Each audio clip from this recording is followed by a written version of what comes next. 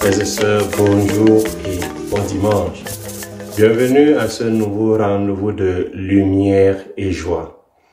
Aujourd'hui, dimanche 12 novembre 2023, nous célébrons le 32e dimanche du temps ordinaire de l'année liturgique A.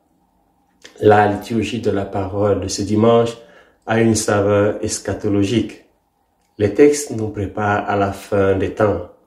La fin de l'année liturgique a une empreinte de la fin des temps. Nous avons besoin de la sagesse pour être préparés à ce moment important dans l'histoire du monde, dans l'histoire de chaque homme et de chaque femme. Elle est importante pour vivre notre vocation et notre mission de fils et filles de Dieu. La sagesse nous aide à être prêts pour le jour de l'alliance, le jour des noces, le jour de la rencontre avec le Créateur, mais aussi pour connaître le lieu de cette rencontre. Le psalmiste nous invite à nous préparer dès l'aube, dès l'aurore, mais aussi à nous souvenir de ce rendez-vous même dans la nuit. Frères et sœurs, j'aimerais méditer avec vous sur trois aspects, trois leçons que nous suggèrent les textes de ce dimanche. D'abord, le grand événement des noces. Deuxièmement, la préparation à cette rencontre. Et troisièmement, le temps et le lieu de la rencontre. D'abord, l'événement des noces.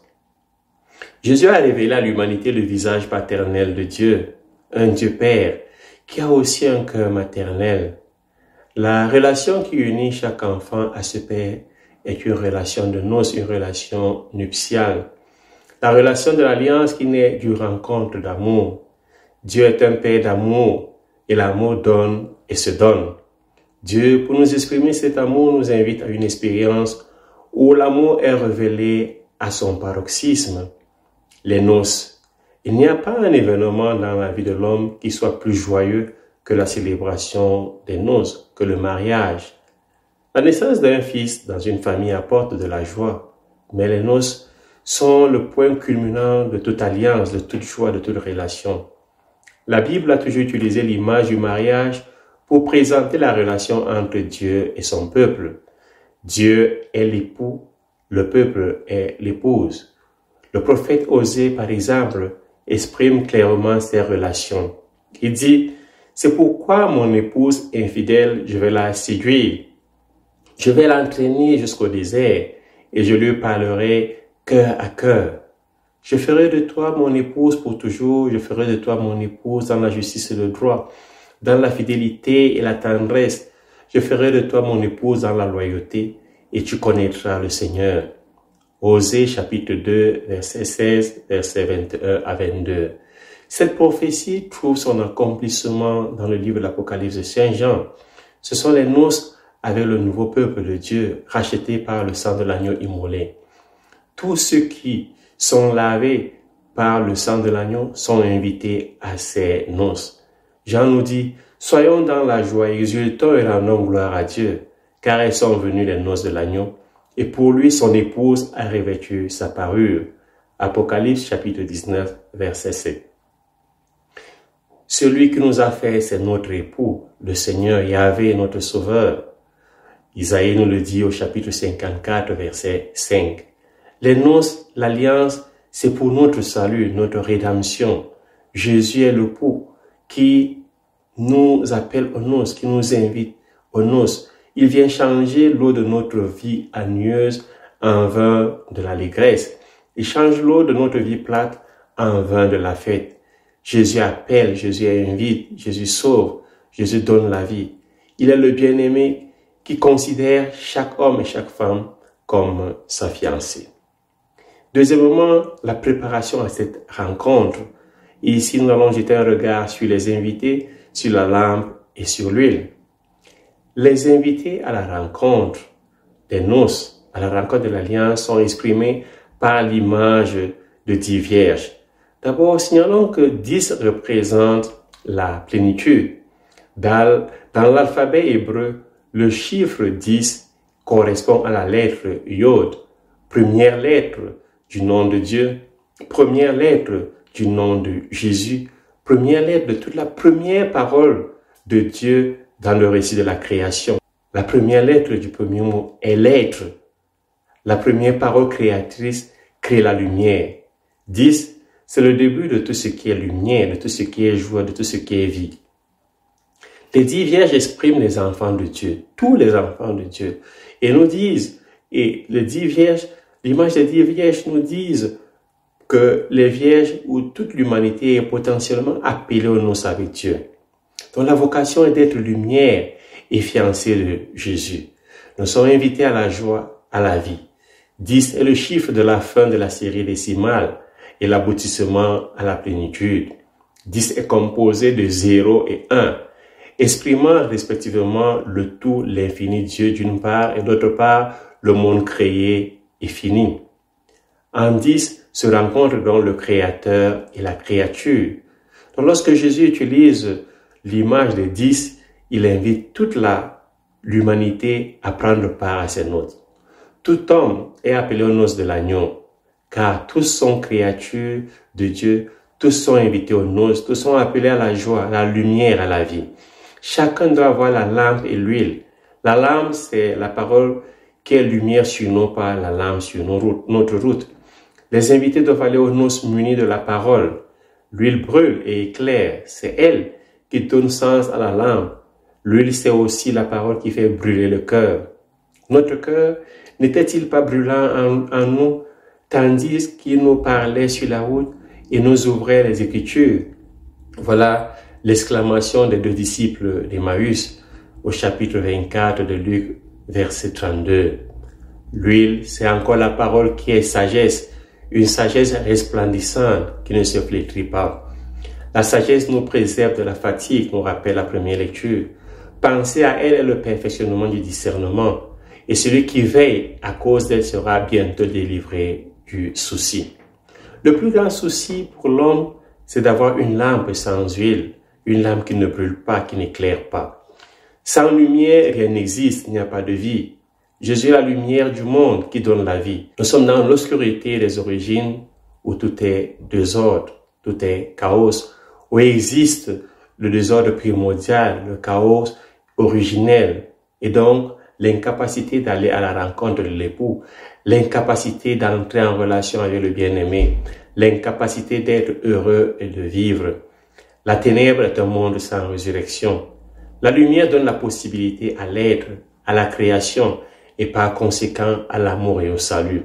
La lumière ouvre le monde à la résurrection. C'est un peu dans la deuxième lecture dit, Jésus, nous le croyons, est mort et ressuscité. De même, nous le croyons aussi, ceux qui sont endormis, Dieu par Jésus les amènera avec lui. Jésus est la lumière du monde. Et c'est grâce à la lumière de la foi en Jésus, c'est grâce surtout à la lumière de la sagesse que Jésus est ressuscité et que les morts qui dorment dans les ténèbres de la mort peuvent ressusciter dans la lumière de la vie, la splendeur de la résurrection. Troisièmement, le temps et le lieu des noces. Les noces ont lieu dans la nuit et dans une maison qui a une porte. La nuit, c'est le temps de l'incertitude et des risques. La nuit est fille du chaos. Elle n'est pas invincible, car avant que le soleil ne soit victorieux d'elle, les lucioles, la lune et les étoiles prennent le dessus parfois sur elle. Ainsi, la nuit est l'ouverture au mystère. Elle prépare à accueillir le mystère. La nuit est le temps de l'inconnu, de l'incertitude, de l'imprévisible. La seule certitude de la nuit, c'est qu'elle est ouverture au mystère, ouverture au jour. L'époux arrive la nuit car son arrivée est enveloppée dans le silence, où se fait entendre plus facilement la parole. La nuit, c'est le silence qui est préparation à l'accueil de la parole de l'époux. Les noces de la Nouvelle Alliance se célèbrent dans le silence de la nuit et c'est pourquoi les fiancés doivent se prémunir de la parole, de la lumière de la parole, de la lumière de l'huile de la sagesse, pour être prêts et entrer dans la salle des noces avec l'époux. Jésus sera vainqueur de la nuit à travers la lumière de la résurrection. Pour Saint Jean de la Croix, la nuit traduit l'étape de privation et d'épreuve par lesquelles doit passer l'âme en quête de l'union avec Dieu. Denis, l'Aréopagite, dit « C'est dans le silence qu'on apprend les secrets de cette ténèbre divine qui brille de la plus éclatante des lumières au sein de la plus noire obscurité, et qui, tout en demeurant elle-même parfaitement intangible et parfaitement invisible, emplit les splendeurs, emplit de splendeurs plus belles que la beauté des intelligences qui savent fermer les yeux.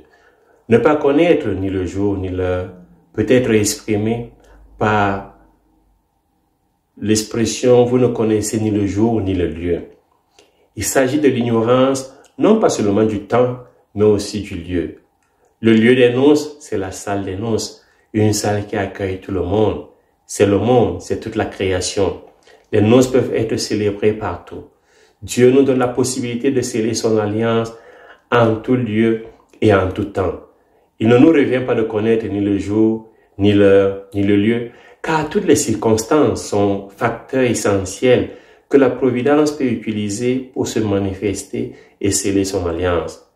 Frères et sœurs, pour rester éveillés, nous avons besoin de la sagesse et nous avons besoin d'être vigilants pour accueillir Jésus, l'époux qui vient dans chaque lieu, dans chaque moment, dans chaque circonstance. Ainsi, en restant éveillés dans la sagesse, nous pouvons reconnaître les visites de Dieu. Et celui qui reconnaît Dieu, celui qui reconnaît Jésus, Jésus à son tour le reconnaîtra.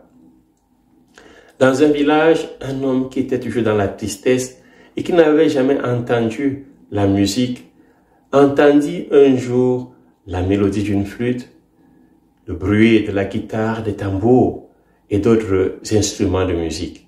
Il se leva et se dirigeait vers où provenait cette musique. Il arriva dans une grande concession, il vit les hommes et les femmes, les enfants dans la joie et en train de danser. Il demanda ce qui se passait. On lui expliqua que c'était un mariage. Le chef de famille lui demanda d'entrer, de prendre part à la fête. Il entra, mangea, but, dansa. Lui aussi participa à la fête. Et depuis ce jour, son attitude changea. Il passa de la tristesse à la joie. Et lorsqu'il rentrait chez lui, il était joyeux, transformé par la musique, par la danse, par le repas des noces. Frères et sœurs, la sagesse est la musique de l'âme qui nous donne la joie de la fidélité et de l'alliance. La fidélité à l'alliance. L'huile de la sagesse est le plus grand trésor que nous pouvons nous procurer. L'huile de la sagesse est le trésor plus puissant, plus précieux que tous les autres trésors du monde. La compagnie de la présence de Dieu est le plus grand trésor que l'huile de la sagesse nous procure. Recherchons cette sagesse qui est assise auprès de Dieu pour que nous ne manquions pas le rendez-vous, pour que nous ne manquions pas l'invitation de participer à la fête de noces du Fils de Dieu, Jésus-Christ. Bon dimanche, que Dieu vous bénisse et loué soit Jésus-Christ.